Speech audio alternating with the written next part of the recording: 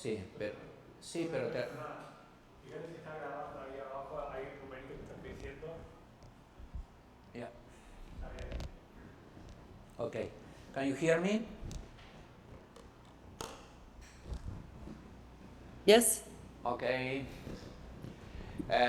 So two things. We changed the time here for the meeting tomorrow for discussing the labs and the homeworks to 14 hours. And now we are changing the lab one. Sorry. Because we realized when I was presenting it that it's not complete. I don't know what happens, but there are like a couple more exercises that are not there. So we have to compute a Q factor, which is not there, the exercise, and we have to do some equation with the Amex, which is not there. We just put the exercise now and you will have it in a way. Pablo will do it while I'm talking here. Okay, so we continue now. I think now I have to change.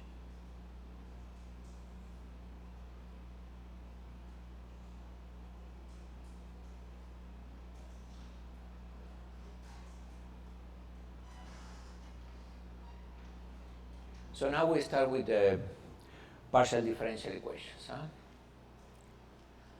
And we are going to look at it a bit at the classification. The classification obeys the idea that the different partial differential equations have different behavior. So we want to classify as much as we can that behavior and split the equation so you know this one behaves this way. For this, you need to give boundary conditions. For this other, you have to give initial data, etc. So we will have to discuss this. The classification actually is not very sound. I mean, you can classify things, but the way it is done it relies in very old ideas. So actually there is not a very nice classification, not one that I like. But let's continue with the historical way of doing these things and classify them, because that's what people use, and actually, although the method is not very good, the result is okay. But the method I don't like. So the idea is you have some, as with ordinary differential equations, we have some set of equations here which contains up to some relation between several derivatives of a function or several functions, a vector of functions, that you have it equal to 0, and then you say, okay, I can solve it if I can find the highest derivatives in terms of the lower orders. Right? How do I do that? Well, what we did yesterday, we say, okay, we'll transform this system into first order system, right? A system like this, and then you say, okay, this we can apply the theorem we proved yesterday and say, okay, if the solution is Lipschitz, I have a unique solution given initial data, and the initial data are some numbers. Let me see if I have it here. No. You give some numbers, namely you get a y0, so that y of t0 is y0. You give also the derivative at t0 equals to y1, which are going to be things in this vector. Well, I could call it zeta1, zeta. Let's call it zeta 1, 0. So the zero upstairs is that is at t equal to 0, the value of t equal to 0, and this will be zeta to 0, and so on, up to ty n minus 1, n minus 1, dt n minus 1 equal to zeta n, okay? 0. So you give these numbers, and you have a unique solution.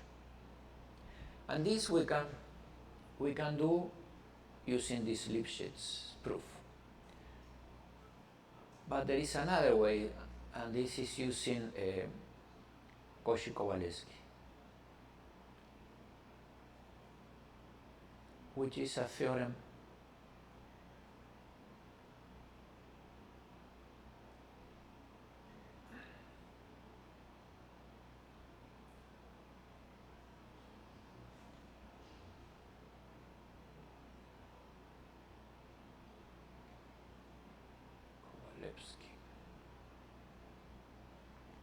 It's a theorem that says, okay, if F is analytic, so it's much more than Lipschitz, right? F analytic, then I can find a solution y of t, which will be also analytic. And here analytic means that there is a convergence series with a finite radius of convergence. So you can express y of t as a sum t equal to n equal to 0 to infinity of some components yi t to the I.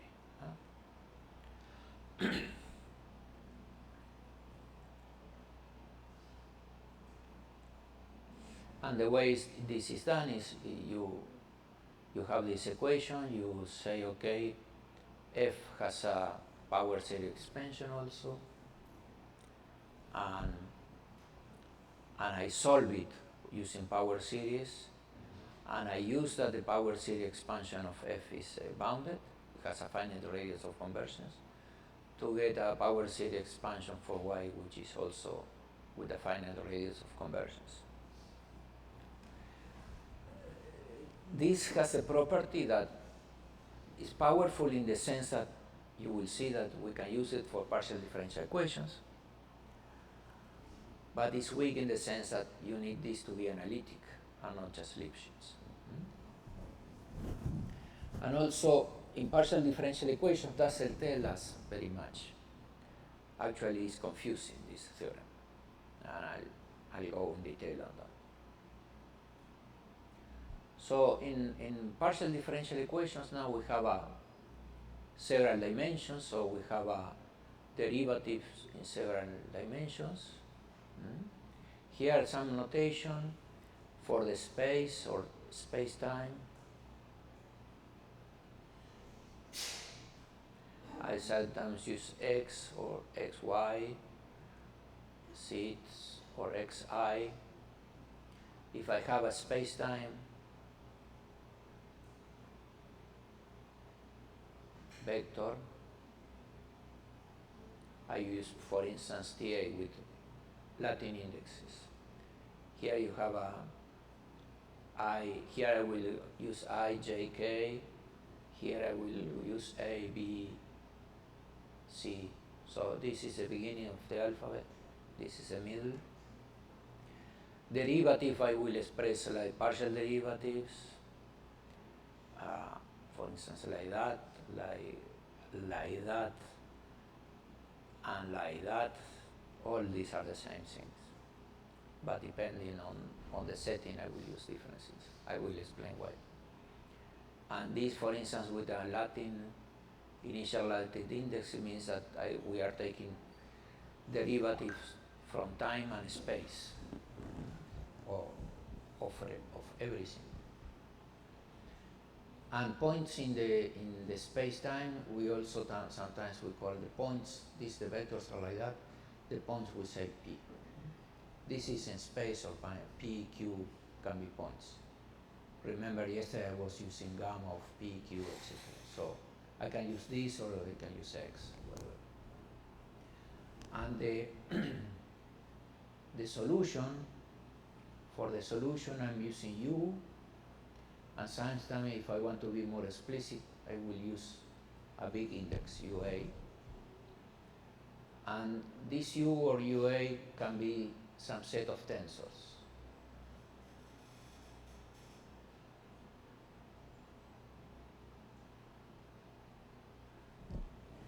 For instance, if I want to deal with the electromagnetic field, I will say, for instance, that U is the vector E and the vector V, for instance. So it can be anything, any set of vectors or tensors in somewhere, in some spaces. Right, so this is notation. All this may be confusing. If you have problems, if you get confused, just ask. I'm probably confused too. So this is about notation.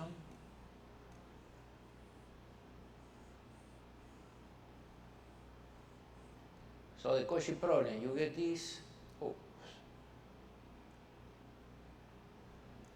You get something like that and say, okay, I want to use the same idea, so I have now a space, say, let's say 2-dimensional to start. I have a space and I have this equation there, so this is X and Y. And I want to solve it, so I can try to do the following. I can try to say, okay, I will take a surface here, sigma, and I will try to find some vector field that goes through this, and try to put data here and then solve in this region. And for that, what I need is to get the highest derivative of that in this direction as a function of everything else. Right? So this is what we want to get.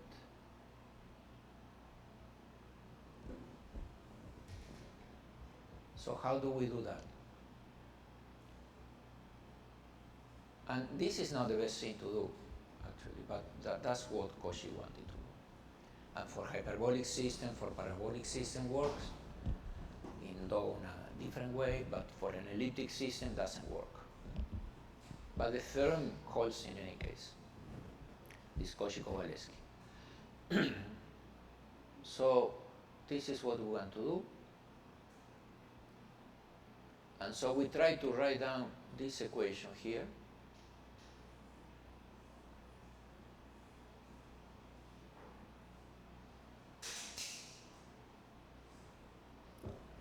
In a way that in a first order system too.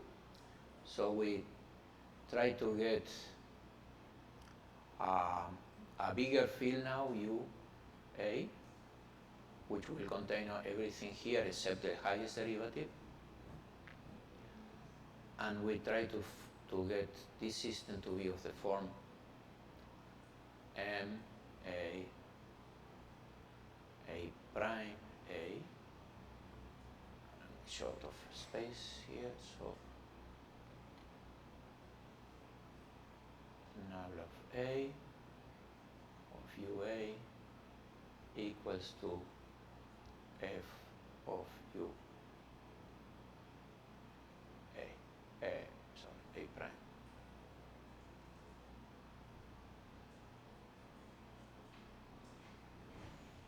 So if we can put this M also depends on U. The way depends on the big U, right? This. This u is now not this one, but is a bigger u. Let's write.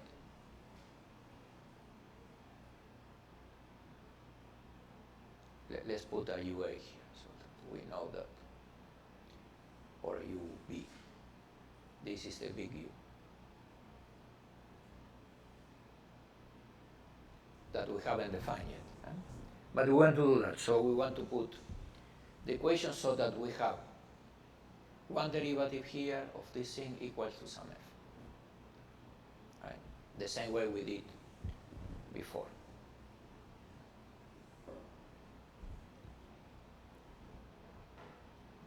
And these are quasi-linear systems.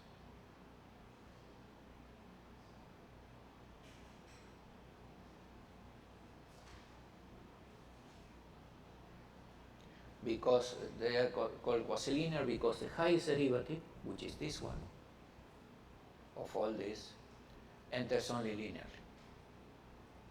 Right? So for instance, an equation like grad A phi equals, which is a Connell equation, is not contained here. Huh? This is not quasi-linear.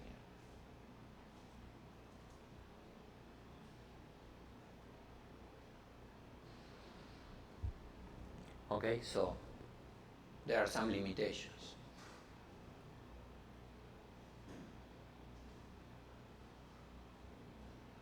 And so this way we can try to solve and say, okay, notice also that I put here an index A prime, and not, which is different from A, because the space where of equations can be different from the space of vectors. We'll see some examples now. So we have this, that the spaces are not the same. So in general, there will be more equations than variables. And so if this were the same dimension, you could say, okay, what about if I find a surface with a normal NA, a covector defining the surface, such that MA, so suppose now that these were the same dimensions, such that the determinant of this was different from 0, then I could invert this matrix, right? Take some timeline vector field, this TA, such that with this is different from 0, say 1. And then I could solve using this, solve for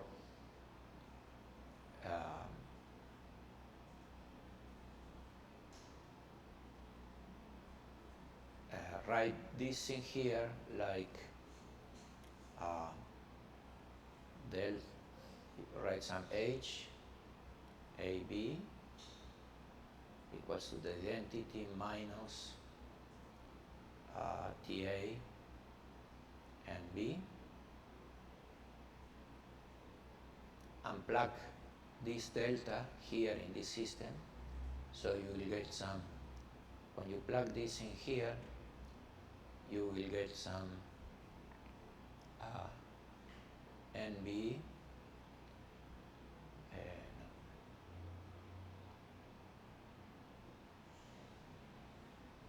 NB,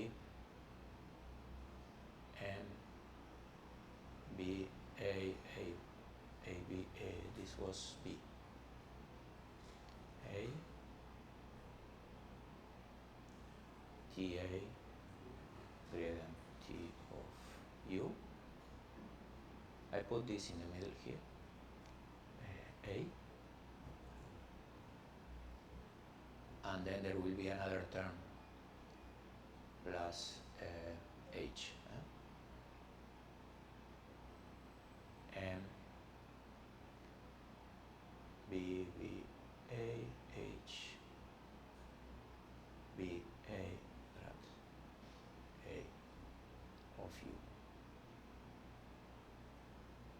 notice that if I do T, B, H, A, B, I get 0 because I got the identity here, and since this is 1, this is 0. So this is 0.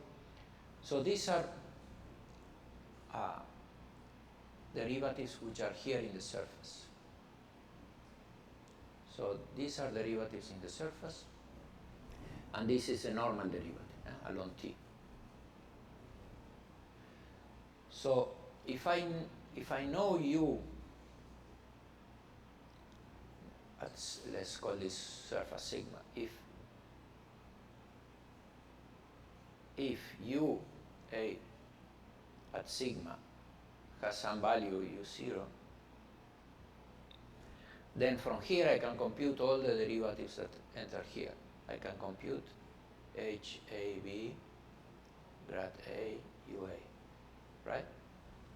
Because if I know U here, I can take derivative here. So from here I can, this is just H A B of grad A of U0 at sigma. Okay? So if I know all this,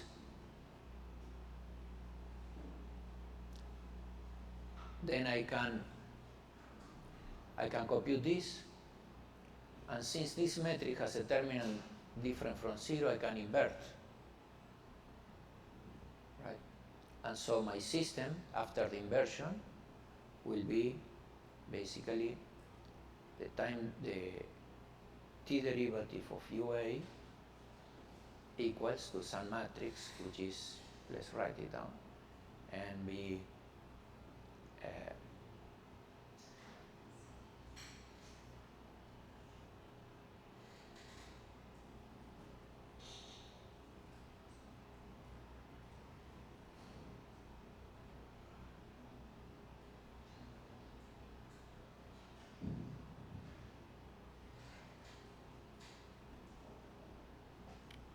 so this is to the minus 1.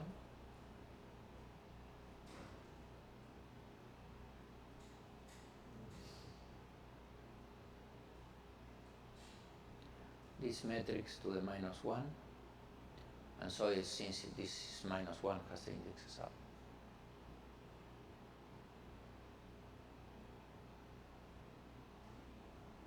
And then we have this matrix.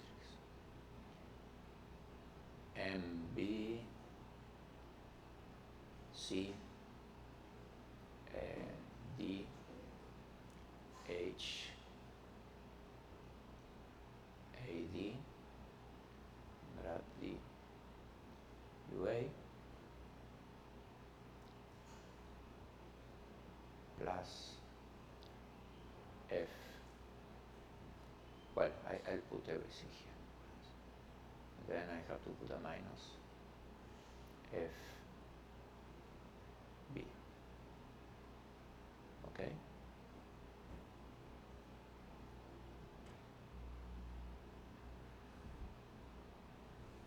So if I stay at t equal at sigma at t equal to 0, I know everything here because I know the space derivative of U, and this F and this M, everything depends on U here at t equals to 0, so I know all this side. So I know the time derivative, right? And so what Cauchy-Kowalewski problem is to say, okay, I write U0 analytic also. This M is analytics. This H is analytic. Everything is analytic. I write U08 as a power series with some coefficients.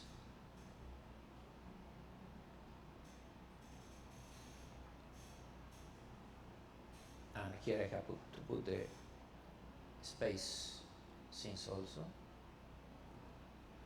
etc. And then I plug the solutions. Sorry, this is not that.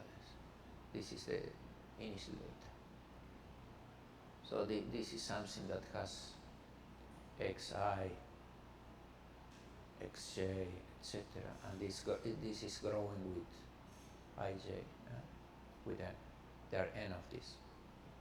So the first times are linear, the second are polynomial, a second order x and y, etc. So a power series expansion of this in x, y, whatever set.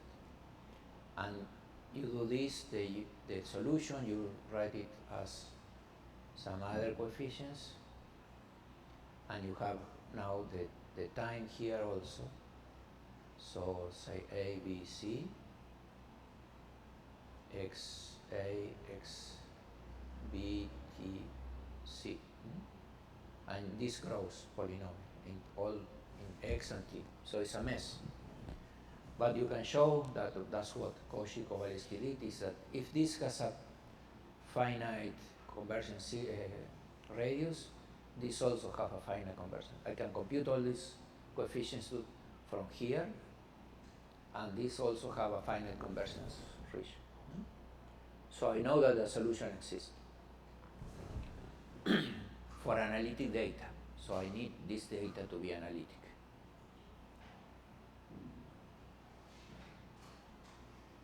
And of course, everything is analytic. M is analytic too.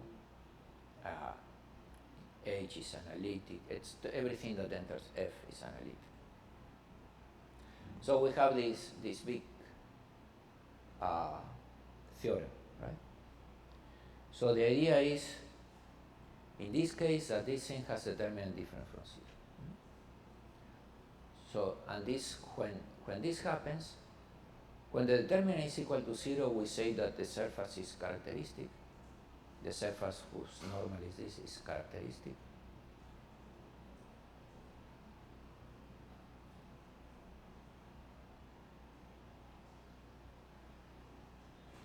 And if not, so if the determinant is 0, we say that it's non-characteristic. Okay? That's a very important concept. We will talk about this today a lot. So that's the idea. If the number of equations are equal to the number of variables, and if there is an n such that this determinant is different from 0, then I can look at the inverse of this matrix, and then I can solve the system. In general, we don't have that. I mean, the system comes in a different way.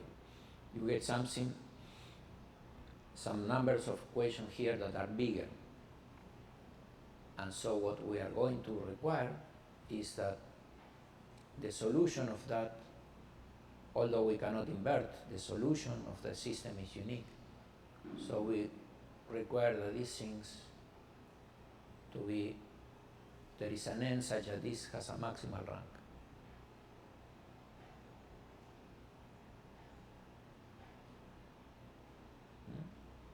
So that this thing is this, we still can compute this side. We know that this side is unique from all this. But we have many equations, so we have to restrict the system. We'll see that later on. So this is a program of, let me repeat it. You have your system.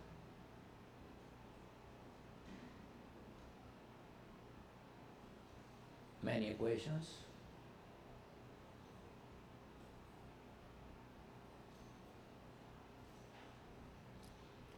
You look at for surfaces whose the covector defining the surface is such that M, A prime A, and A has maximal rank.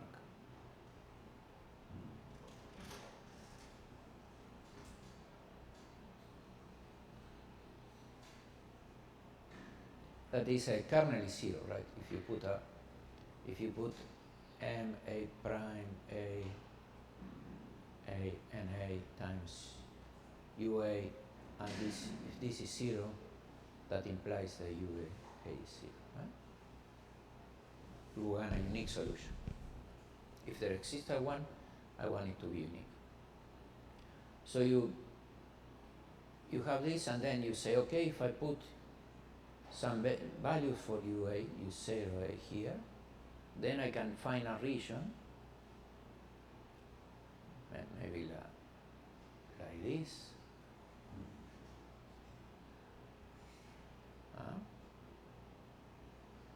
where the solution exists. And I do this via Cauchy-Kowalewski.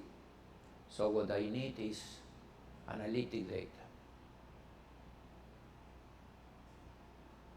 Analytic data, analytic equation. These two things also should be analytic.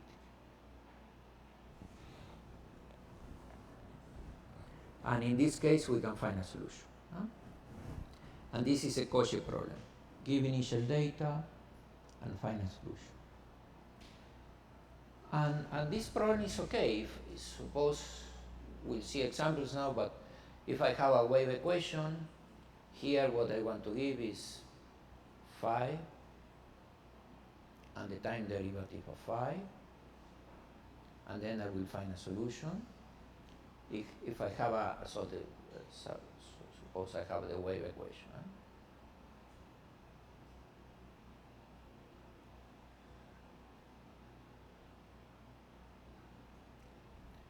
So I'll give it this value and this value at 0, and I'll have a solution. If I have the heat equation,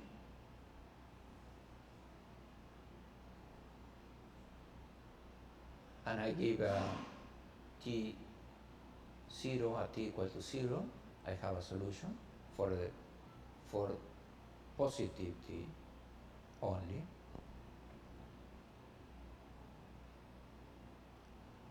And if I have, here you see there is some problem already, right? That Cauchy doesn't see. For instance, if I evolve something in the future with the heat equation, we know that the solution will spread. We'll get analytic, whatever I do first, and then we'll spread. But if we go in the other direction, we know that in general there are no solutions, right? Because heat equation tries to smooth things out, and if you want to go to the other direction, you will try to make harder, sharper things. And in general, for some T, say C infinity, but not analytic, there is no solution. For some generic G.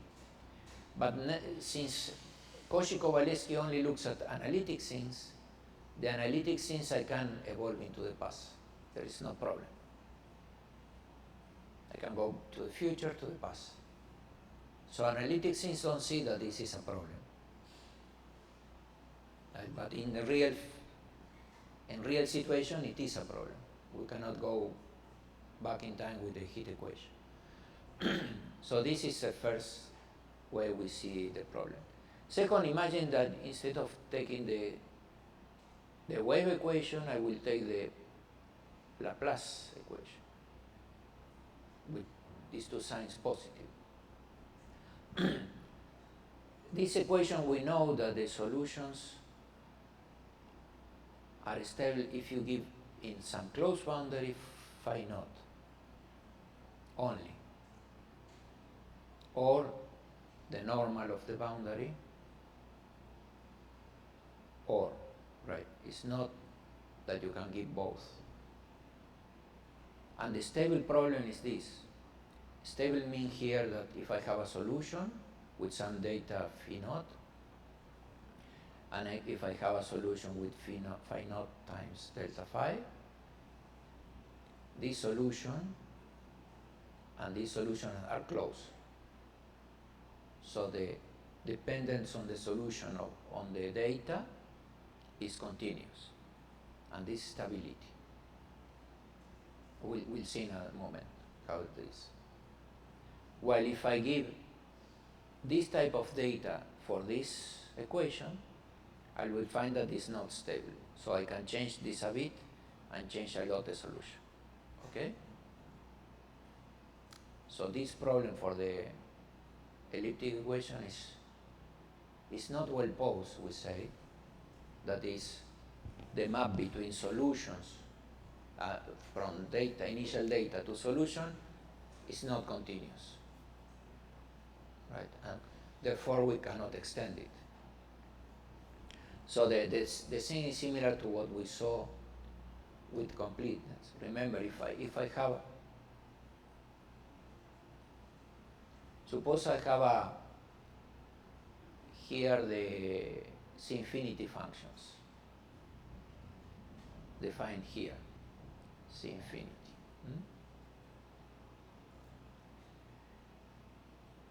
But I'm looking at some space, H4 or whatever, some Sobolev space.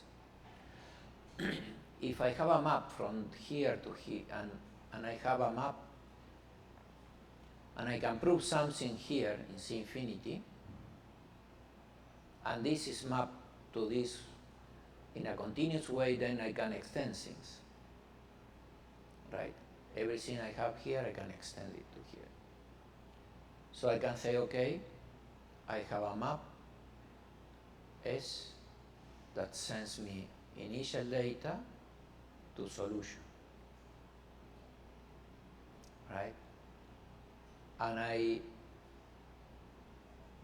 then I can do calculations, say in C infinity here, and get solutions, and I want to extend now to this space. And to make this extension, what I need is that this map be continuous in this space, right? But this is not true. It's true for hyperbolic equations, it's true for the parabolic equations in one direction of time, and it's false for elliptic equations. Right? The map is different. There is a continuous map, but it's different. So what we'll see an example now that we can have solution, something which is convergent in the initial data to some initial data, say in H4, but the solution is not convergent to anything. It's going to infinity, right?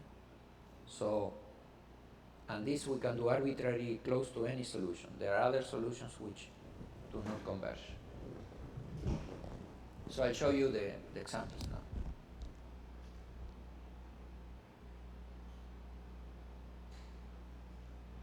So I say, this program, for instance, you have with this setting that we were talking, we can cover many equations, right? For instance, Poisson's equation, the wave equation,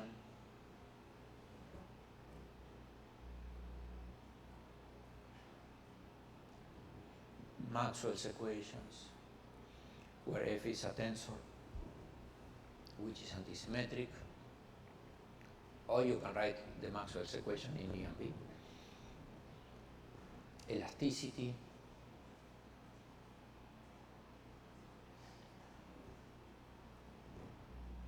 the heat equation, all these equations are in this setting.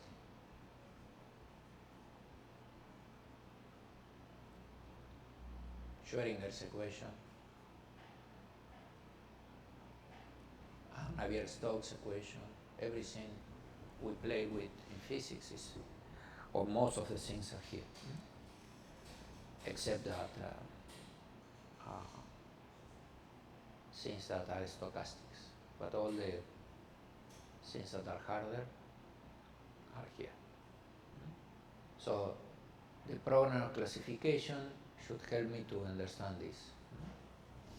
And in fact it does. It says, okay, this equation is elliptic.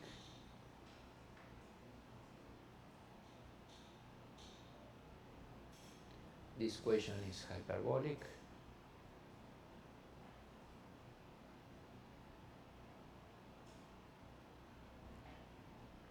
This also is hyperbolic.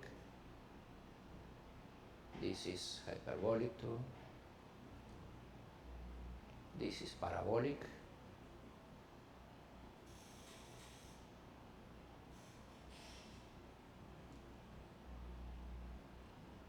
This is parabolic in general.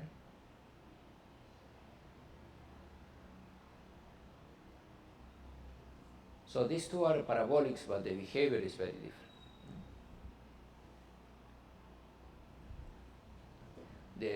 This equation has a diffusion, so things start going down, while this equation has a propagation. But in the classification they are the same, which says that the classification is not very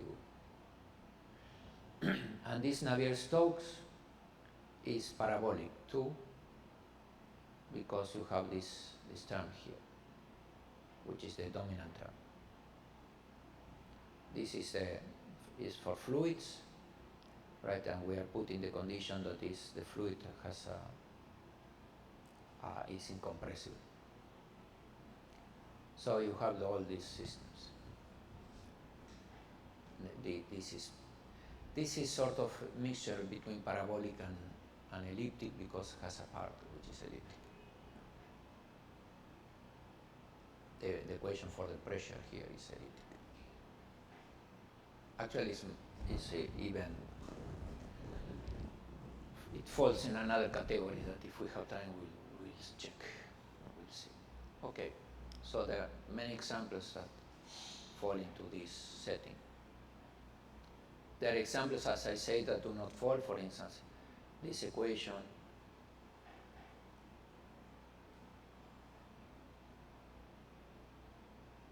is not of this form, right? We cannot treat.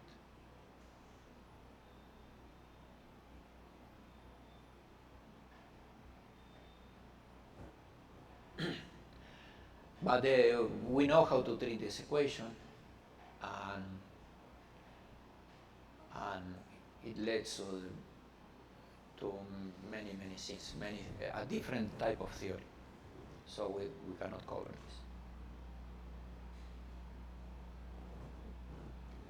So we'll do the Poisson example in detail. We'll put it in first order to see what's going on here.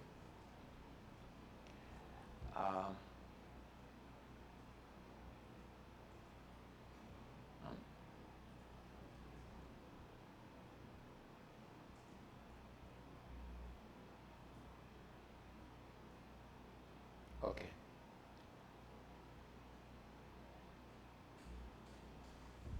I don't know why I have it here too. We want to put this in first order, so we say, okay, we have a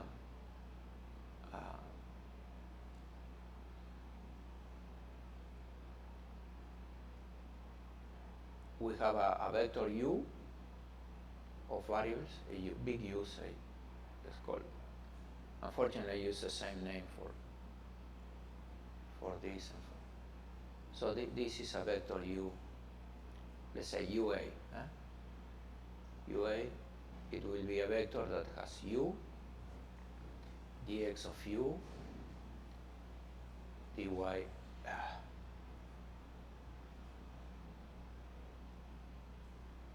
dy of u, dz of u.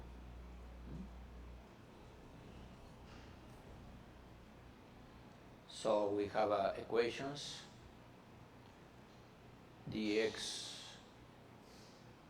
of u, this is u1, u2, 3 and 4. You have that dx of u1 is u2, dy of u2 is, so 1 is u3 and so on.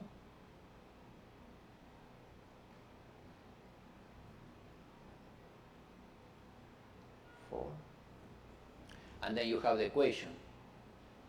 And the equation is you take dx of u1 plus dy of u2 plus dz of u3 equals to rho. And then you have a further equation which you get by noticing that, for instance, if I take the dx of u3 minus u3 dy of u2,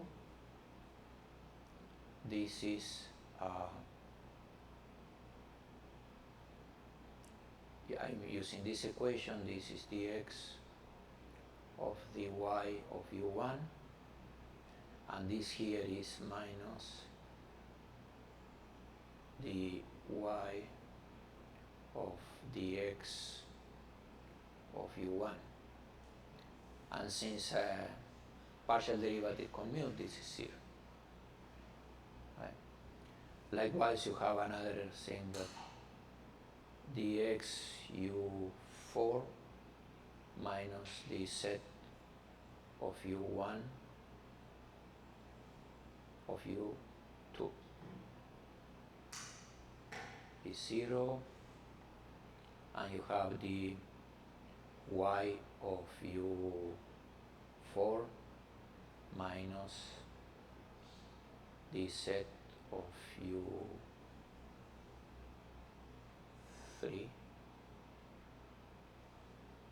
is equal to 0. Okay?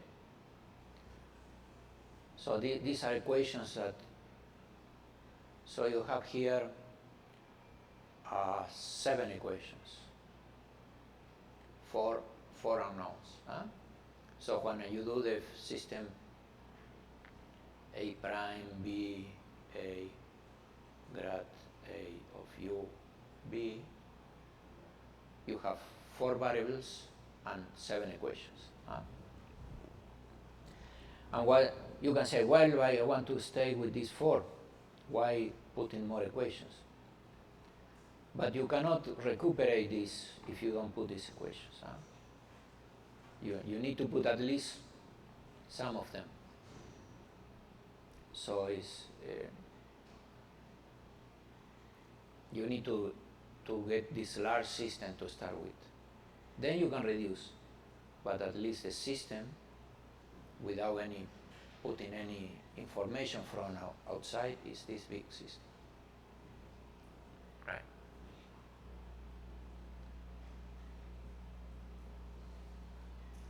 So that's why we need to consider more equations in general than variables, because we have all this.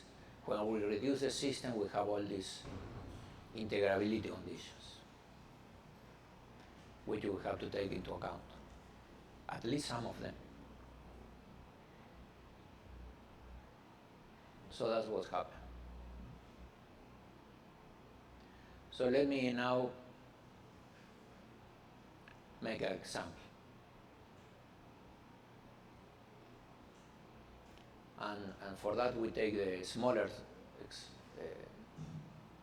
version, so we take a second order equation with an epsilon, and here we are going to use epsilon equal to to 1, minus 1, and 0. So the variables are the 3 here, and so we have this is 1, 2, 3, right? So we have dx of phi is u2, so this is u1. I call u1. The same as before. dy of u1 is equal to u3, and this equation is dx of u2 plus epsilon dy of u3. equals to rho, and then we have now we have only one integrability condition.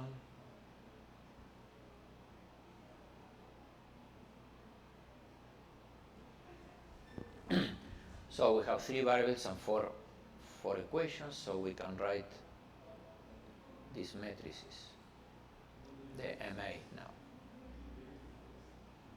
So it's a matrix here that multiplies by the x of u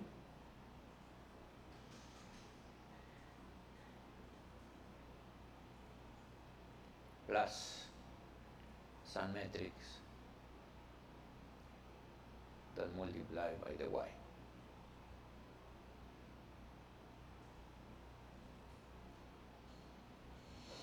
Right? Equals to some source.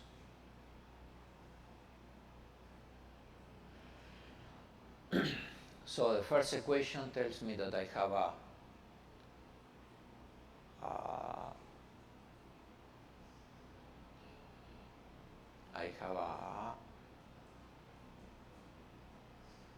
1 here, 0, 0, 0. Here I have 0, 0, 0, 0. And I have here in this F is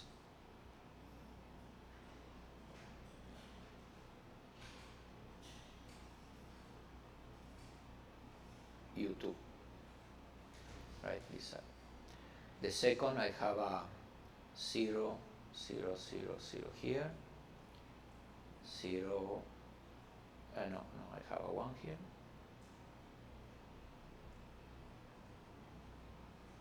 a 1 here, 0, 0, 0, U3. Then I have this one, which has an epsilon. I have a derivative of U2, so it's 0, epsilon, 0, 0. And here I have rho.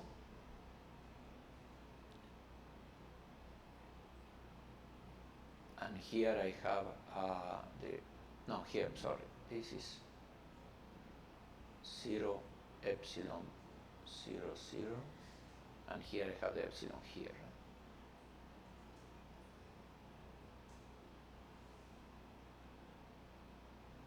Why am putting too many zeros?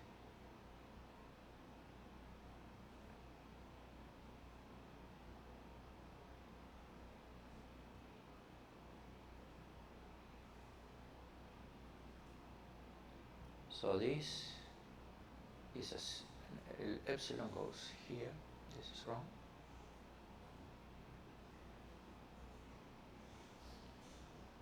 The epsilon goes the third epsilon here. And here the epsilon is here. And the last line, I have a 1 here, 0, 0. And I have a 0, minus 1, 0 here.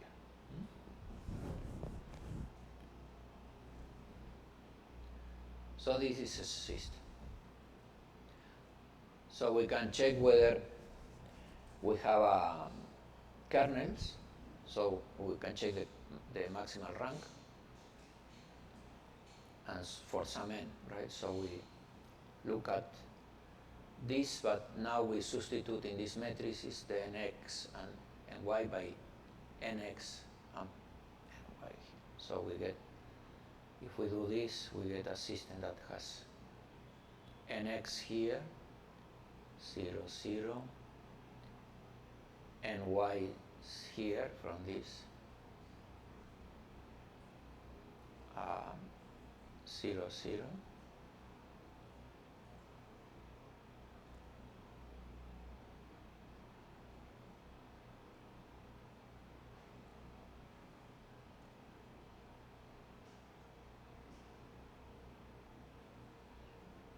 And then we have 0, 0 here. We have 0 nx minus epsilon and x.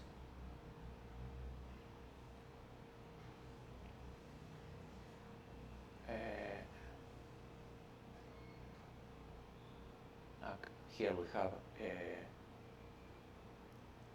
y, and here we have an x. I think here is an epsilon.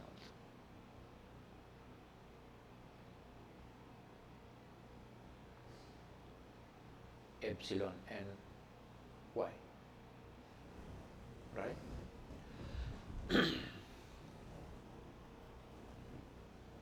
And this is multiplied by some metrics, and we want to see by some vector, and we want to check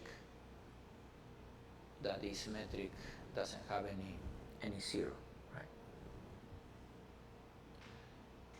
So u1 cannot be, if this is zero, this implies that u1 has to be zero, because here we have n have to be different from zero, so either there is a component here or a component here, right? So we get immediately that u1 is zero, so now we have to look at these metrics here, and we look at the determinant of that, of the small matrix, because that's 2 by 2, and this is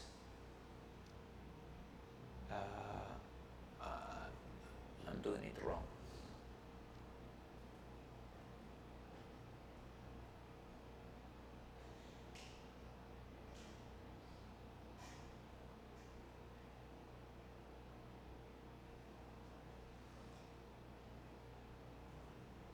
I have a mistake somewhere.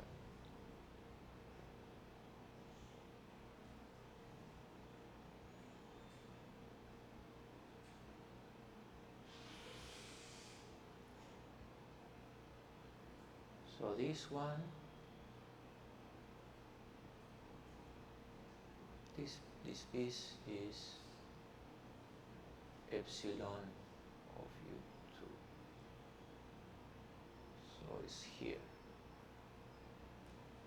Yeah, this is wrong.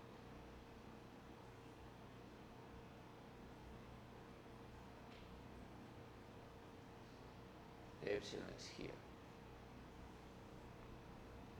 And this one doesn't have any epsilon.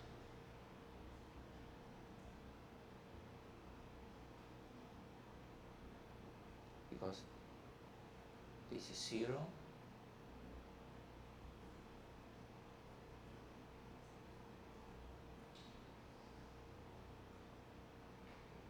Here is 0, and here is a 1. And this one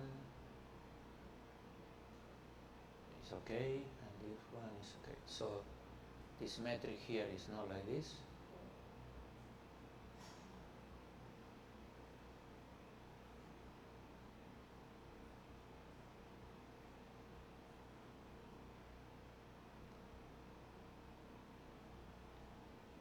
So it's epsilon and x here, and here is and y, right? From these two and these two. So the determinant of this thing is epsilon and x squared plus and y squared.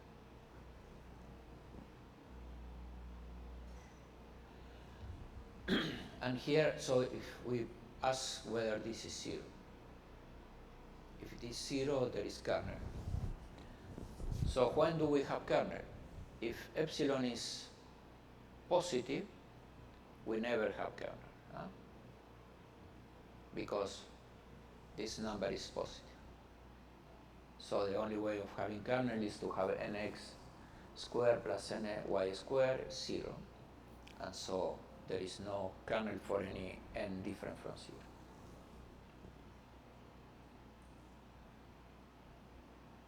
That means that you can take any surface as you like,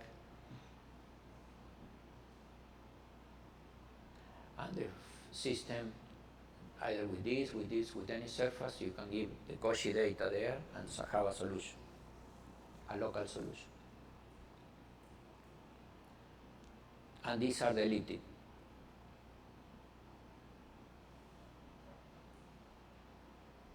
elliptic problems, which, by the way, you can take any surface, but none of them is good. When you give data in this surface, you don't get a continuous map to solutions. So this is where it fails pretty badly, the classification. But the classification is good nevertheless for some other reasons. When epsilon is equal to 0, you have one possibility here, which is nx different from 0 and y equal to 0. So in that case, the surfaces with ny equal to 0 are a good surface to give initial data. Okay? When epsilon is less than 0, and these problems are parabolic.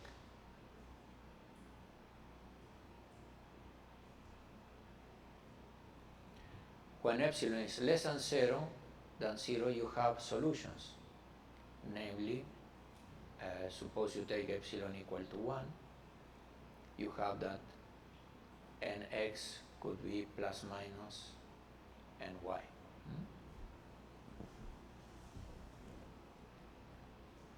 And so there are two surfaces.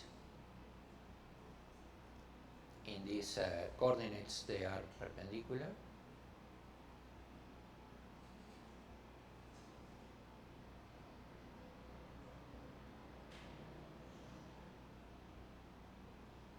Well, I'm drawing like if it were 3 dimensions, it's 2 dimensions. So let me draw them correctly. Also this. We're in 2 dimensions, so elliptic problem, you can take any surface you like, whatever, and they are all okay. For this parabolic, you can take only one surface, which has ny different from 0, but nx equal to 0. And for hyperbolics, you have two surfaces, these two surfaces. So if you take any other surface, say this one, or this one, or whatever you take, they're okay. You can, in this case, in one-dimensional case, you can have things like that even. We will see that in more dimensions, you cannot take things like this. You have to take the surface like this. But in 2 dimensions it's the same. But this is further when we get into the details of things, which are much complicated. But this is a classification. So you classify the equations by the number of characteristic surfaces. When no characteristic,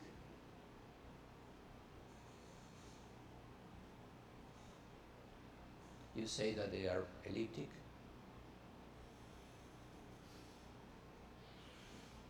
When there is one characteristic, you say they are parabolic.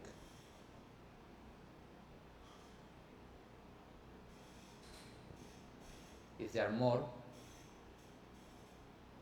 you say that they are hyperbolic.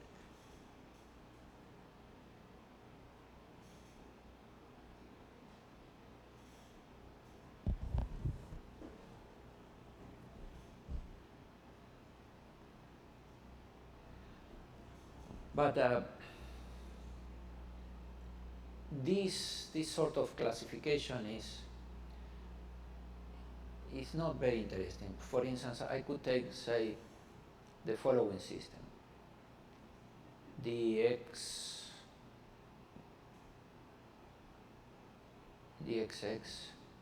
well, dx squared, u of phi, we will call it phi.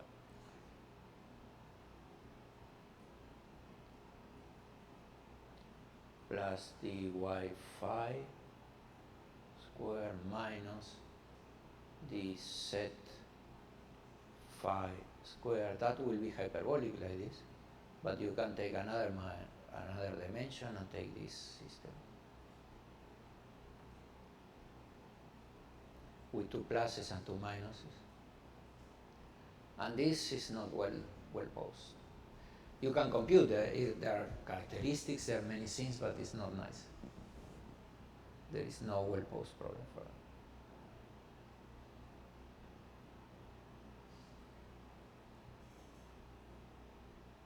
You cannot have two times and two spaces. So there are many things which are here in this classification which physically don't make any sense, and they are not well posed mathematically. So we have many of these things.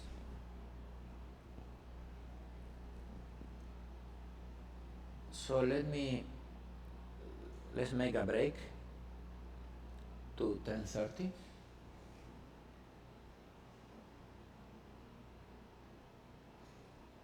Are there questions?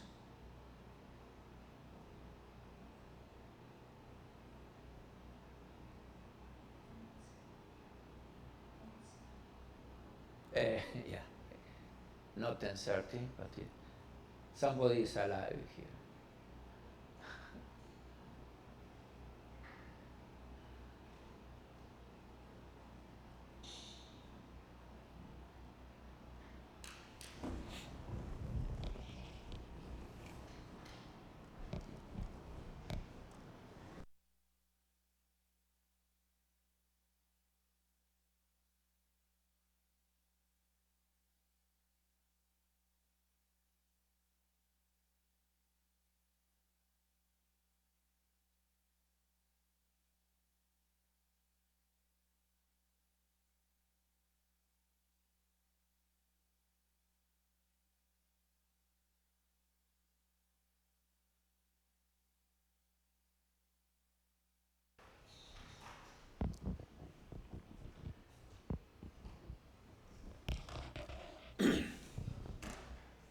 Here, this is just to tell you how to do these calculations without computing all the metrics, etc. So you want to see the kernel of this system, you define this variable.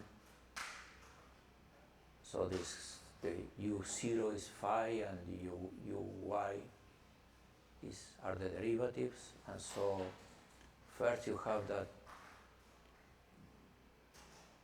the derivative, let's use the other color. The derivatives of phi of u0, say. So we put u0 here.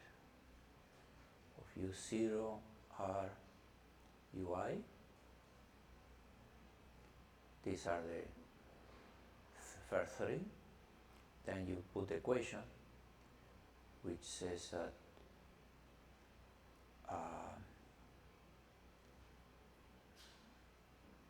epsilon dx of u1 plus dx of dy of u2. Well, let's do this. Let's define a metric g ij, which is diagonal with epsilon 1, 1. So we can write this as g ij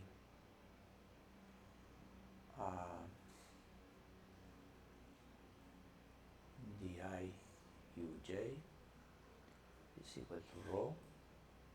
And then you have all the integrability conditions that here you can write as gi with g with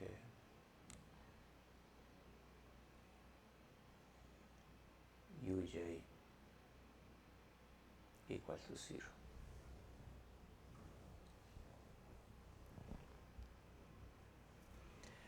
And so now you substitute by the derivatives by the ends. So because we are doing MA grad A, and we are substituting here by n, we'll see why this is the right way of doing things. So the first one says Ni U0 is Ui.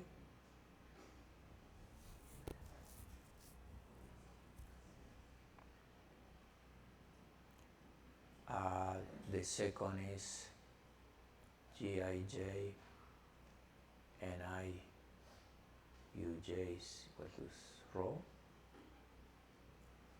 And the last one is this one.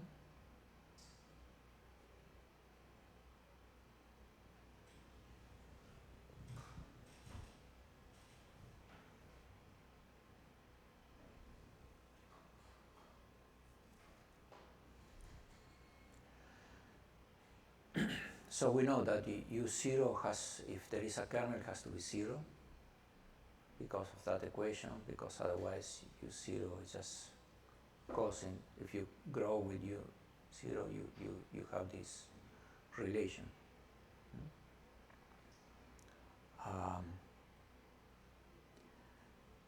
So we are looking for zeros here. So this equation tells you that Uj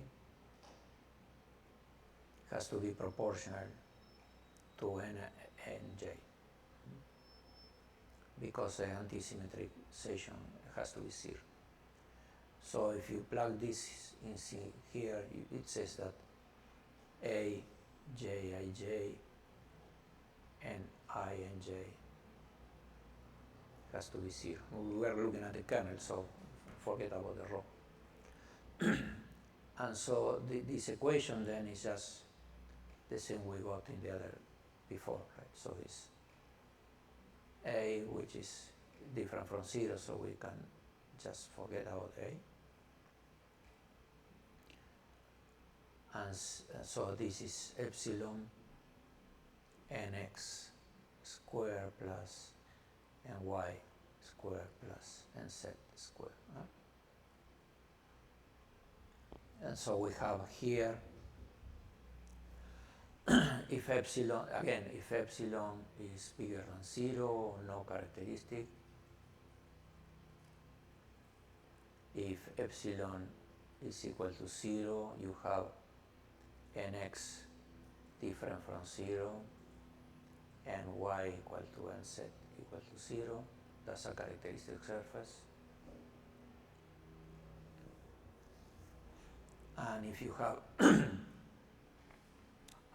epsilon negative, you have the characteristics that are nx is equal to plus minus epsilon equal to 1, plus minus square root of ny square plus nz square. And this is a cone, right?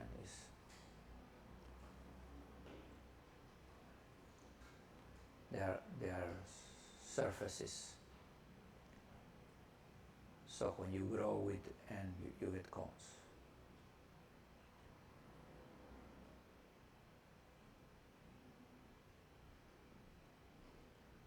Right? There are surfaces that go like this.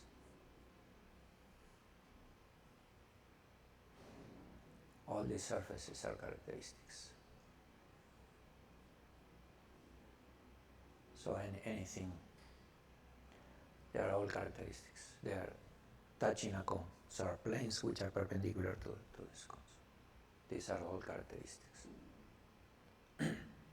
And here for hyperbolic equations, we know that these planes are the planes where the waves propagate. So if you put something, you take a surface, put some u phi different from 0 here, it will move along this curve, this tangent band. So from here, it can move that way, etc. creating a cone. We are going to see, define the domain of dependence, everything in a way. But this is just to give you an intuition from where they come from, why the characteristics are important. So we can say, well, we don't have characteristics for this case. That means there is no wave, nothing is propagating. When we have only one characteristic, what it's saying is that there is no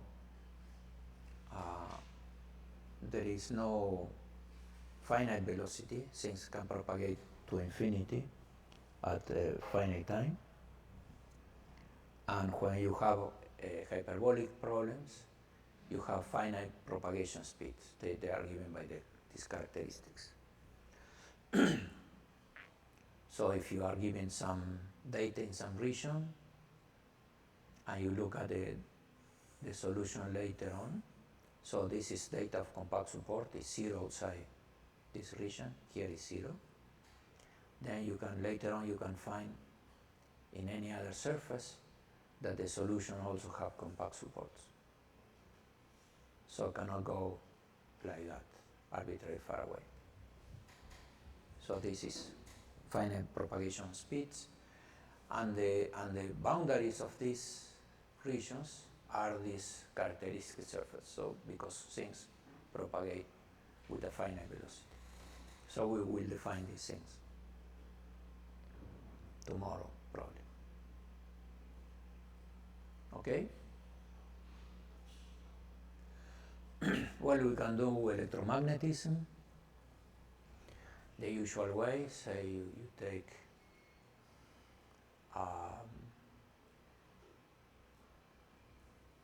dt of E is equals to minor or plus C times the curl of B minus J.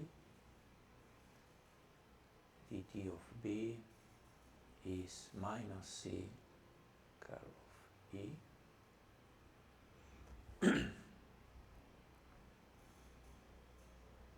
And this is already first order. And we have two other equations, which are the divergence of E equal to rho, divergence of B equal to 0. And we know that for compatibility, namely if we take the time derivative of this, the divergence of this equation and the time derivative of this equation, the divergence of this term is 0, so you get that the time derivative of the divergence has to be equal to minus the divergence of J. So we need the equation dt of rho minus J is equal to 0. The divergence equal to 0. Otherwise they are incompatible. So we can, this is a system, and we should conclude that the system has some characteristics, and they are the speed of light. Right? So how do we proceed? You say, okay, I have a vector, I'm looking for the kernel of that. So an n, substituting here by the derivative. So I will do this, and I will replace this by the n also, so I have n vector b minus j n0 b is equal to minus c n vector e, and then we have n. So we have here an four-dimensional vector, which I'm writing is as the n0, and let's call this with an arrow.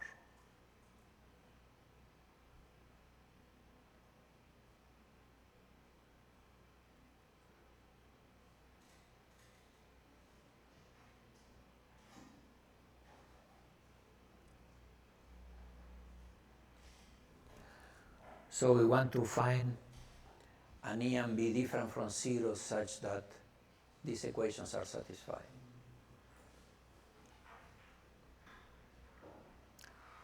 So these two equations tell me that E has to be perpendicular to M, right?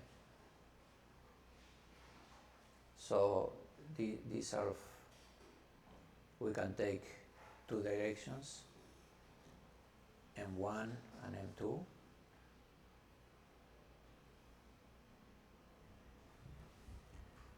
And so one possibility is that E be some combination of these two things.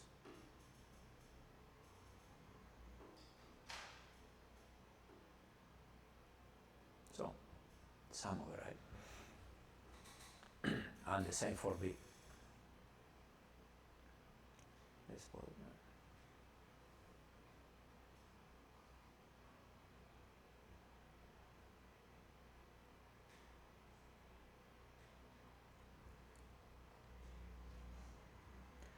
there. And so we have to put here, and let's say we take these two perpendicular. So when we do n vector M1,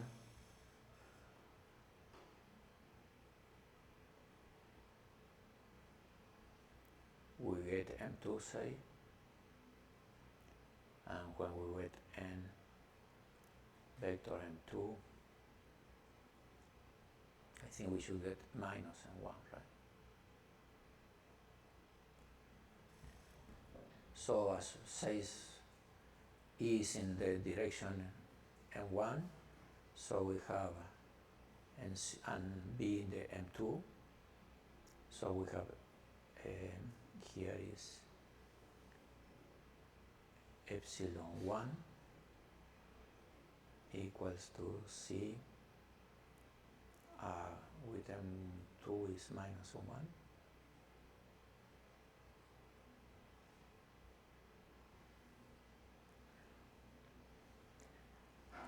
And the other is M naught B2 M2 is equals to C minus C M1. No, M2.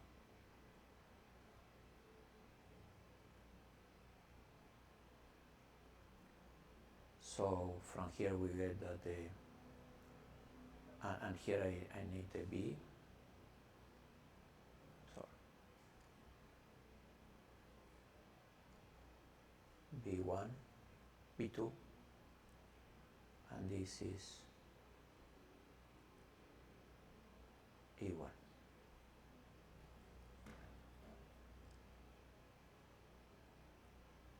So we get that we can replace, we get that E1 and 0 is equal to minus C B2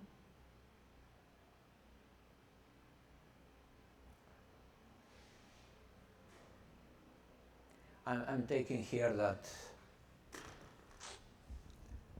n is unit for doing these calculations. So we have a triangle like this, n, m1, and m2.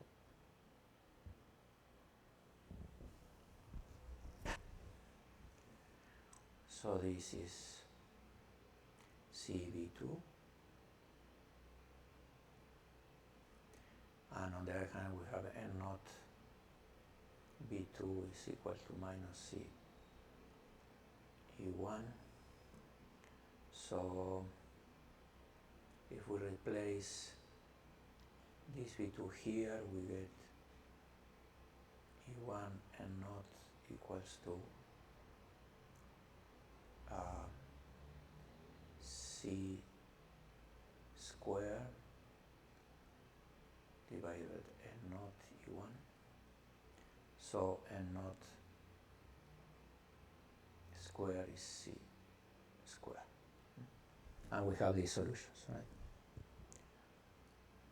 So the vector normal to the surface is n0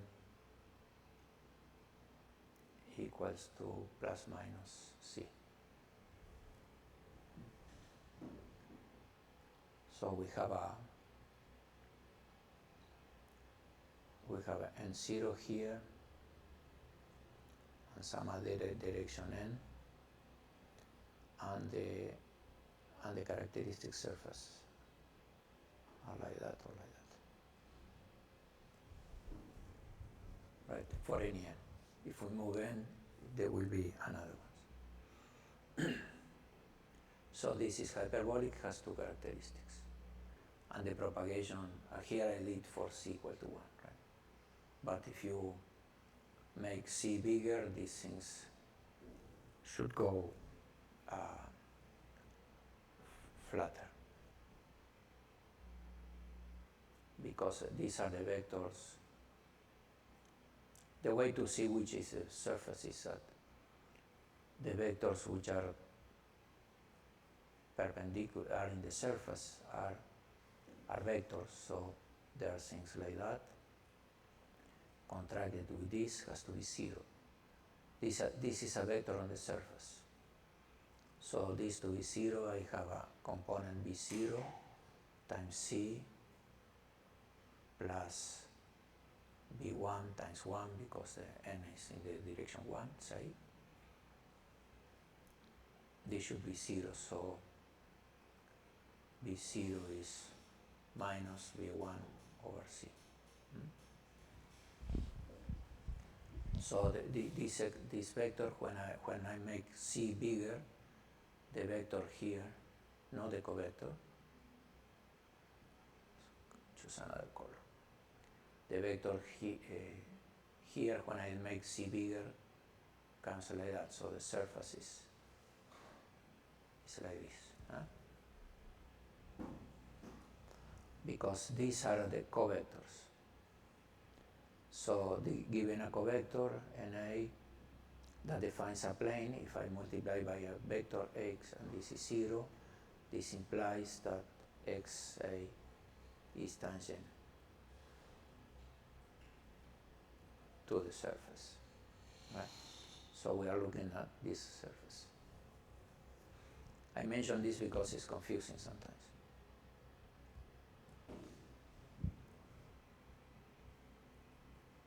So, and since the waves propagate along these surfaces, they are constant along these surfaces. The bigger the speed of light is, the more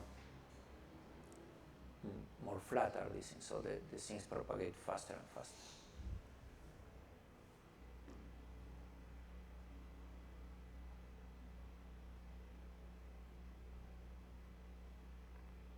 Well, now I want to explain why this Cauchy-Kowalewski is not good. And that we do with then this will lead us to study the high frequency limit. So, and yet now you will see why we use this K, this N. So imagine that I have a solution. I want to find solution of, say, this equation. Epsilon second derivative of x plus second derivative of y of phi equal to 0. And for simplicity, I will just take a solution in a circle S1 in a torus. Let's do it in a torus.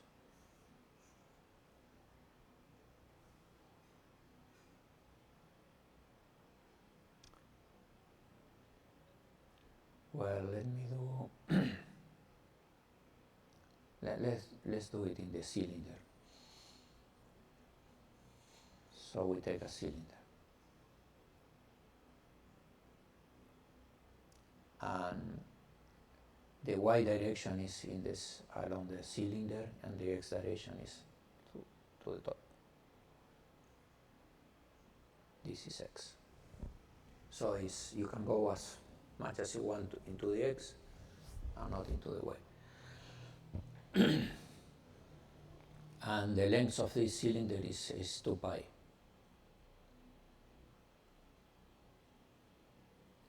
So I know a solution of that, for instance, is e to the ni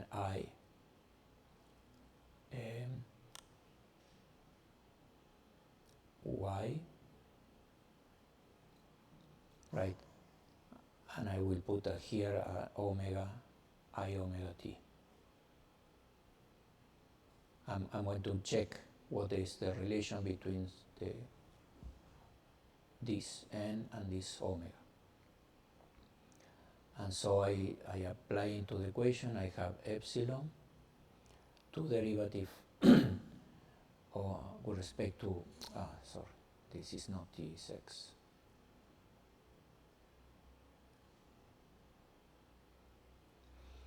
I have minus omega square because the I, and then I have n square, minus n square.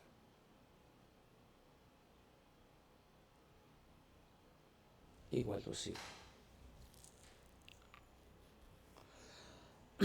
So I get that omega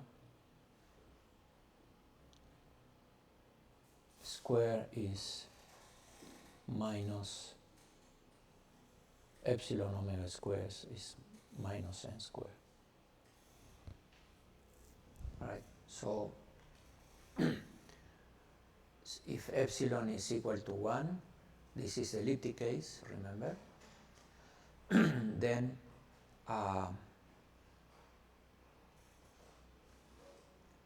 omega is plus minus in, okay? And so this solution, suppose you take initial data, phi naught, that is, say, e to the I y, so n equal to 1, plus e to the 1 over n, e to the I n y. Right, this is my initial data. The solution,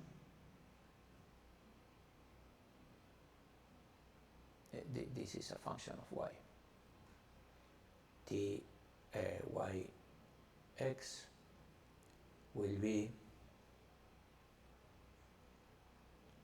e to the, so this is omega will be 1 plus will be, suppose we take the plus, no, the minus I want to, so it will be y, sorry, x, e to the x plus y, and this other will be 1 over n, e to the n x plus y and y. Right?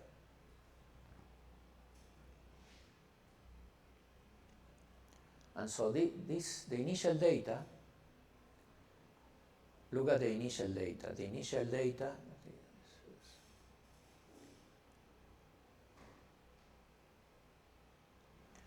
the initial data is a sequence. You can put an n here and think of a sequence.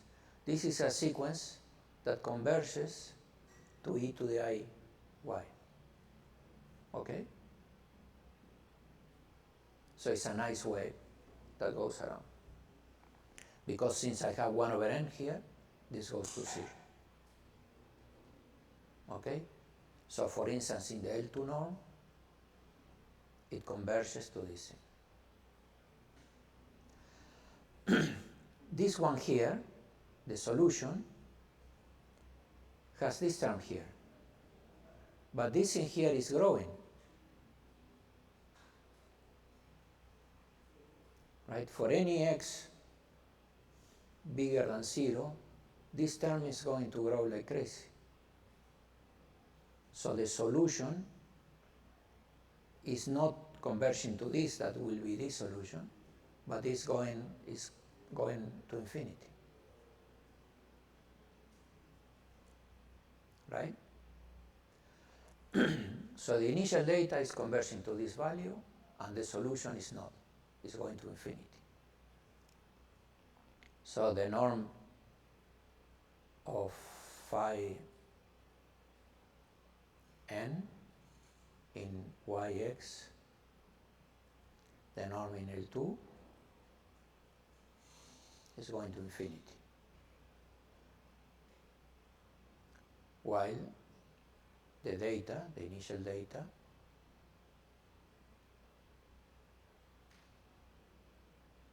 is conversion to 1, because the norm of this is 1.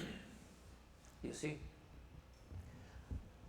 So if you make a mistake, doesn't matter how small, but the high frequency, the solution is completely different. Right? So this is in this Cauchy thing is a problem which is ill-posed.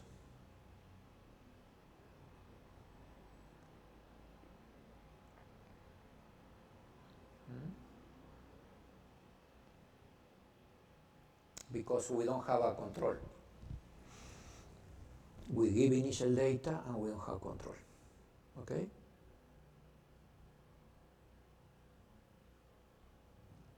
This is a very important point, because this is really what is important for the classification, etc.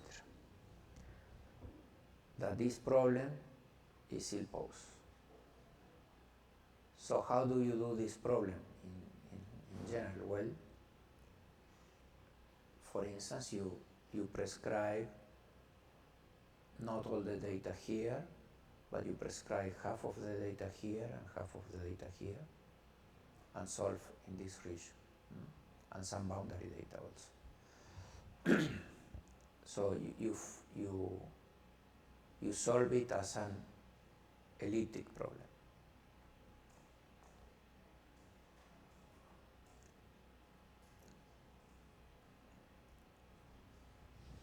So this is a problem. This is the problem of trying to use this Cauchy thing with this problem. For Cauchy was everything okay, because he say, okay, I have an analytic, this is analytic, so I have analytic data and I have an analytic solution. That's what Cauchy say, and it's okay. It is consistent with this. The problem is that when you take this limit, these sequences, they don't converge to anything. So although you have, every one of them is a nice solution, you don't have control of solutions, because a minimal error you commit in your initial data, it will propagate, it will explode in the solution. So this is not a real good physical problem. Okay? What happens with the other cases? Let me see if I have space here. No. Let's see what happens with the others. Let's put another page here.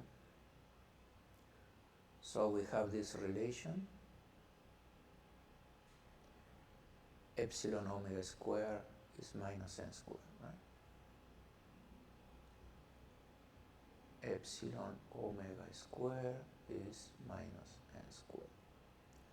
So what happens when epsilon is equal to 0?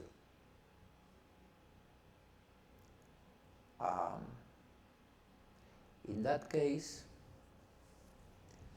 we cannot say much about this system because it depends on what happens with the lower orders. So let me tell you what happens for the heat equation. So epsilon equal to 0, we have the y derivative, and now we add a term which has some k times phi, the x derivative. So this is a lower order term.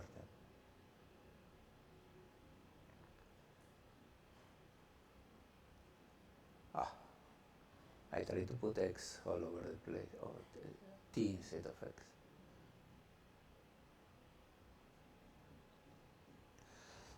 So this is different. Remember, when we did the reduction to first order, all things that didn't have derivative we put as a functions, as a new functions, right? So this x of phi was u1, and this was a source term. So in that sense, we have to treat this case as this was a source for that, right? But okay, if you put it back, so then later we will see that if we have a hyperbolic system or an elliptic system, the important thing is the highest derivative. The rest, so the source doesn't do anything. That doesn't change the character of the equation. But here, since we are making 0 one of the highest derivatives, then the sources are important. So this term is important. We'll see that the sign of k is important. So we look at this same initial data. Remember, the initial data was e to the I y plus 1 over n e to the I n y. So a very smooth thing plus a high frequency hint. And we are going to take the limit of with to infinity to very high frequency. And the solution of that now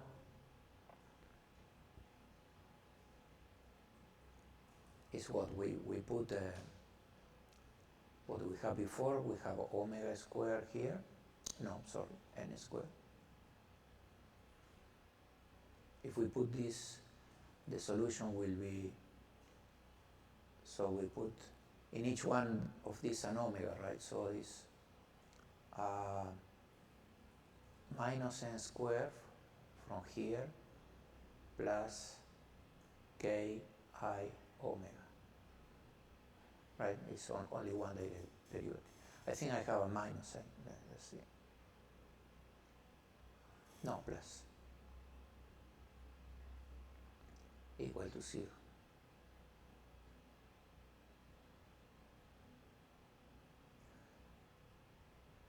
So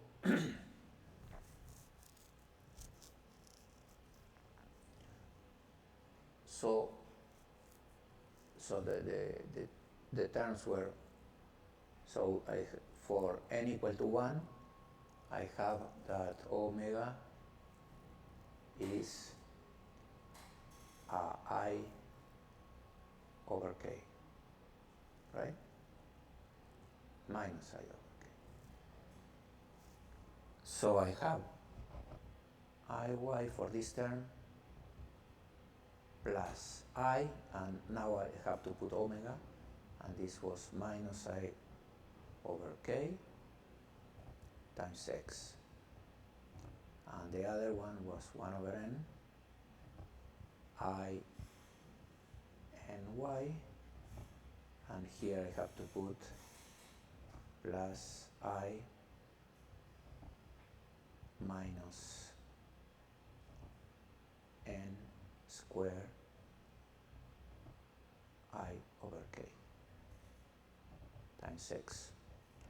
So this gives me something growing. So I get E y, if k is positive, x over k. And this term gives me 1 over n e to the I n y plus n square x over k, right? So if k is positive,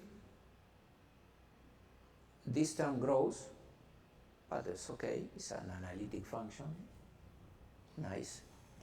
This term grows also, it's an analytic function, but notice that for x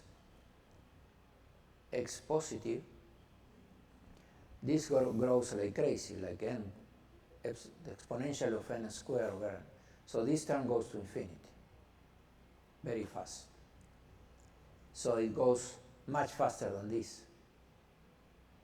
So after a while, this dominates. And even when you send n equal to infinity, this dominates. So after a while, from the initial data, you don't see anything, right? Everything is here. So it's bad. But for k less than 0, this term now decays, and this decays much faster because this has a minus n squared. So in this case, you see the solution, the evolution of the solution without the perturbation, right? So for this case, for n going to 0 to infinity, this is bad. And while this case, n going to infinity, is good. It converges.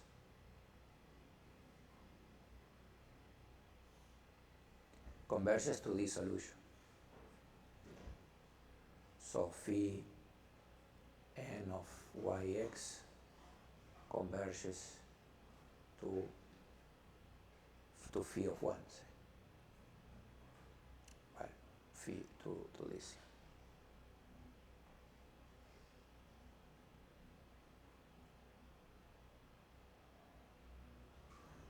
So I have conversions. For the other cases, no. Right? So that's why you can evolve in one direction. Cauchy-Kowalewski doesn't see this. They don't care. Analytic data, analytic solution, that's it. Right? That's why they didn't see this. The first person that realized this was Hadamard.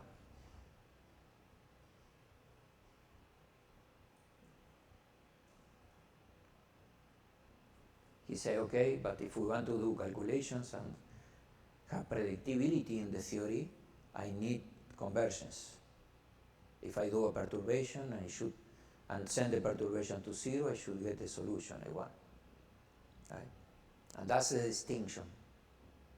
Now, when we want to, suppose you want to solve numerically with the wrong k.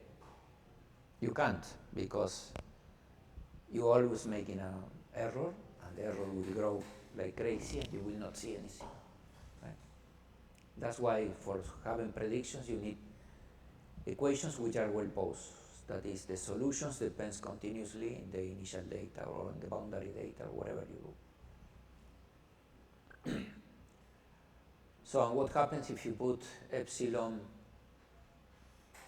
negative?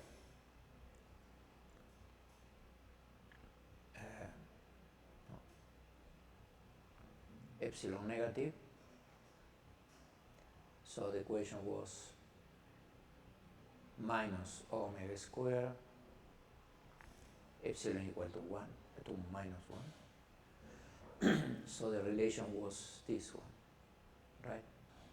And so if you put a solution as before, yx on initial data, the same initial data, e to the yy plus 1 over n, e to the I n y, the solution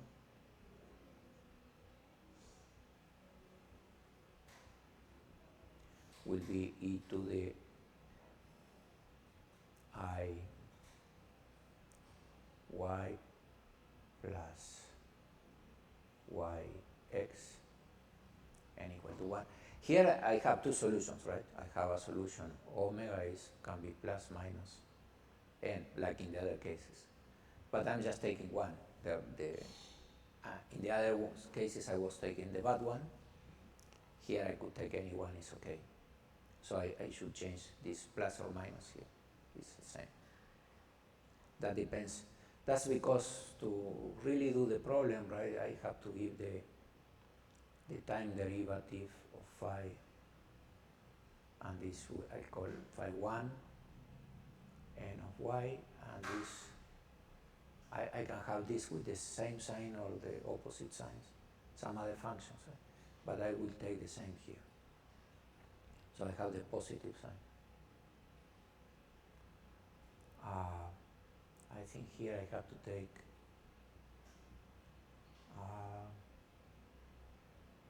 without the 1 over n. So this is time derivative because when we take the time derivative we lower 1n. Something like this. So, but these are solutions in any case. So the other one is 1 over n e to the I n y plus I n x. Huh? So this also converges. Why? Because this term here is bounded by 1, no matter how big is n. So this term is going to go like to 0 like 1 over n. Right? Because this is bounded. So in this case you recuperate this solution. So here you have convergence. And so continuity.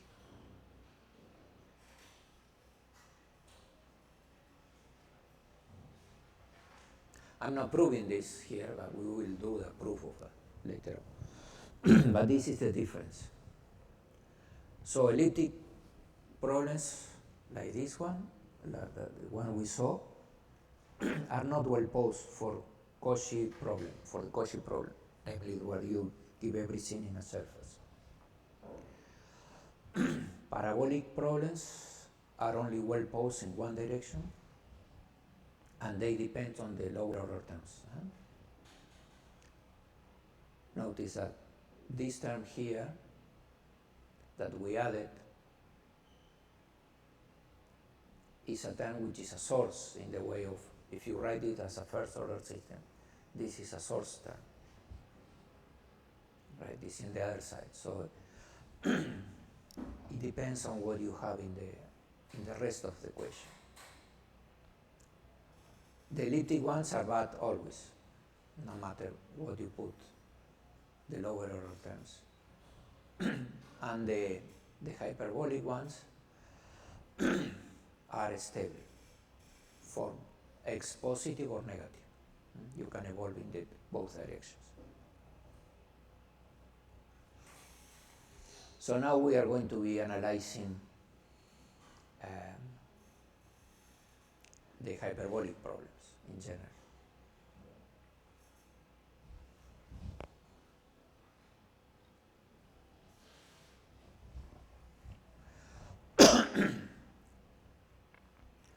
So imagine that we have a problem like this. We start with the beginning, right? We go to the beginning. We have a first order system like that.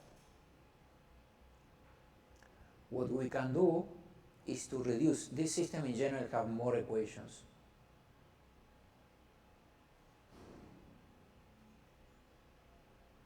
As variables. So what we do is to reduce the system with another matrix, so that this is a square metric. And then we analyze this system. For instance, for the Maxwell's equation, we have a dt of E equals to minus C B plus J, and this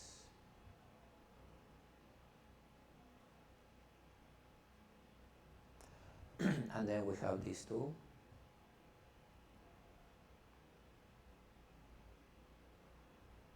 What you can do is say, okay, I forget about these two equations, these two, and consider the n for these two. So this reduction is something that just has some zeros so that these two equations are not there. So this is now a square matrix. When you reduce, you might get more characteristics, right? Because you have less equations, so you might have more solutions. And that's what really happens. So this we are going to see. But this is a reduction then.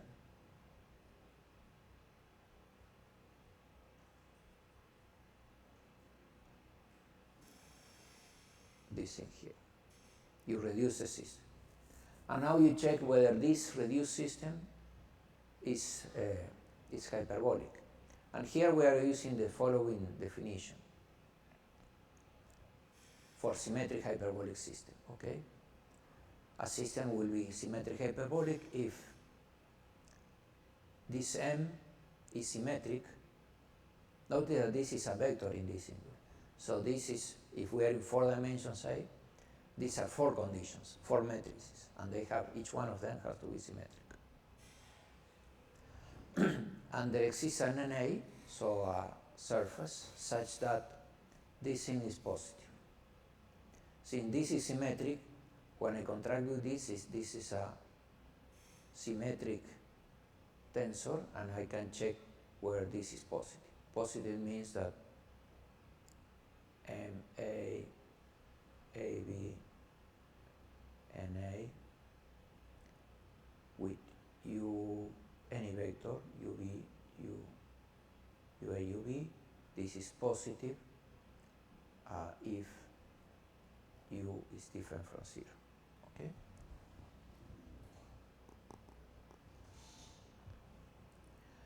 And the claim is that after a reduction, most systems in physics are symmetric hyperbolic. So fluids, Maxwell, Yang-Mills, general relativity, anything you can put as a symmetric hyperbolic system. There is a class which is bigger, we are going to see this later, which is strongly hyperbolic system.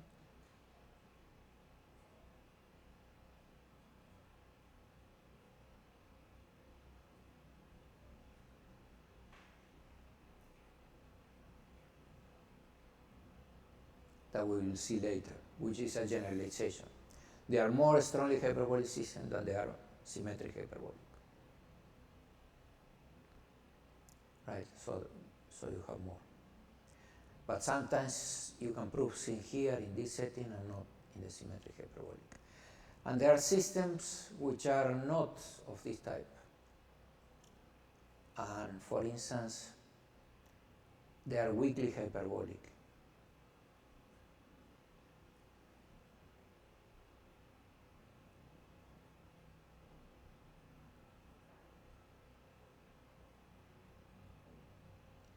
And this system are more general than these two, but whether they are okay or not depends on lower order terms, so on sources. Depends on how the source is. And so in general they are bad. But there is one case which we don't understand yet, that is the charged fluid.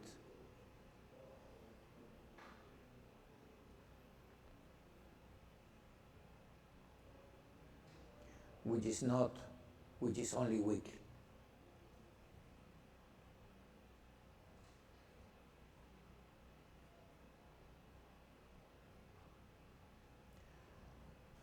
When we evolve numerically, it is okay, but it's not strongly hyperbolic, so we don't know what's going on. And this is something that is well known for many years. There is another concept of hyperbolicity, which is called Leray hyperbolicity.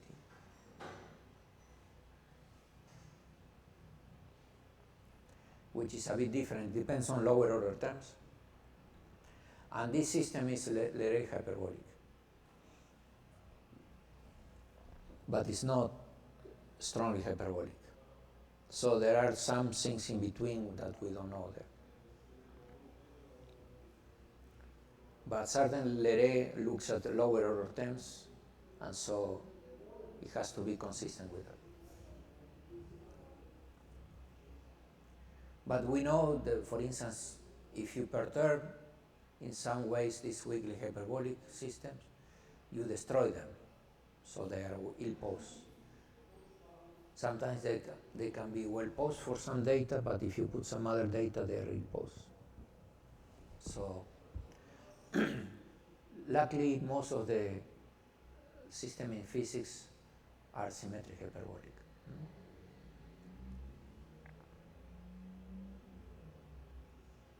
Let's see if I have something here.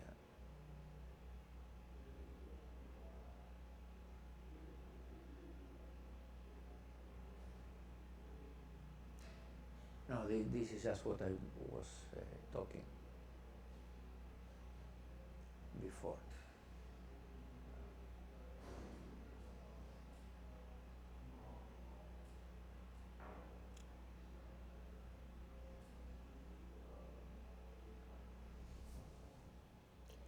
This I will work tomorrow because it will take me some time to go through this. So let's stop now and continue tomorrow, because this part I have to spend some time to cover it, and it's not worth doing the half of it now. So let's stop now and continue tomorrow, okay?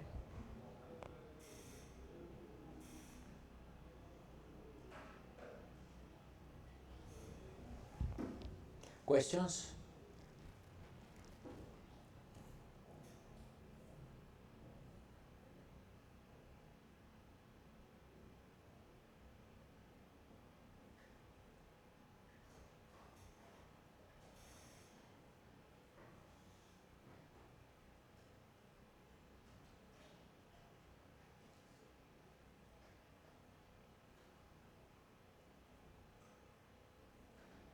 So tomorrow in the first part, I'm going to complete this part a bit, and then we will try to do the first things in numerics for hyperbolic system, the first examples. And then we will go parallel, we will go with several examples that we can do analytically and then check numerically. So that will take us tomorrow and Monday probably. And then we can start doing with the lab 2, which is the second lab is hyperbolic equations, so we can start solving these systems. But that will take us some time.